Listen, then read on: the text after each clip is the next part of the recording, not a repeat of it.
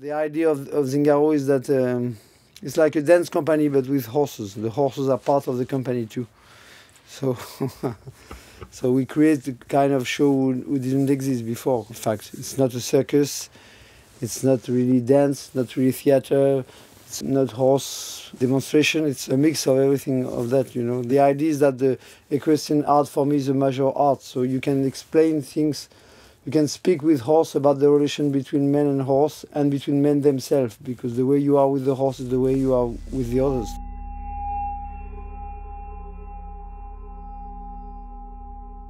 The show we do, the occasion for me to play in theaters, so it's very different than in Zingaro.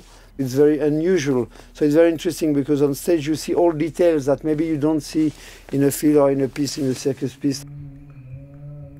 For me it's very important, it's a personal evolution of my work, who is very avant-garde, you know. It's a way for me to go in direction that I never went before and nobody has went before. The idea was, first I was interested by Buteau, because for me it was very interesting to try to see how the connection can be possible with my work. I met Ko in Japan, in Tokyo, where we were performing with Batuta. Komoro Bushi is a great artist in Japan, so the way I work, I never have an idea before. You know, it starts from the people, from the idea to meet with some horse, with him, and then let's work together, and then the idea come, you know. You know, I work my horse in the same spirit of the Buteau, something very from the inside.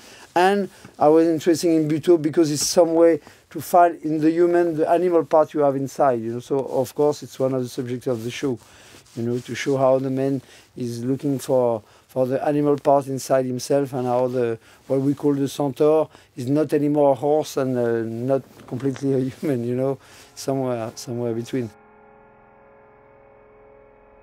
There's no story, it's a vision. So each person of the public takes the vision for himself. So I think my performance always speaks to everybody differently, maybe. I just want to explore and show things I have inside, you know. When you prepare a horse, you build like a vocabulary, then a grammar, and then it's interesting when you say, now let's speak together. The horse gives you really all his soul, you know. And this is the particularity of the horse, is that they are very generous, too generous, I mean. Because in a way you have to be very careful, a horse can die for you. It's not like people.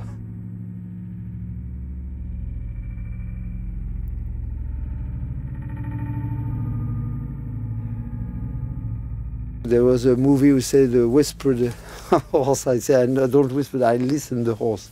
You cannot impose to the horse, you have to propose it and you have to accept. The horse I use in this show, for example, are very old horse. It's, for example, the white one is 22 years old. This kind of project you can do only with horses you know very well, you know. I say it's a project for all dancer, all rider and all horses.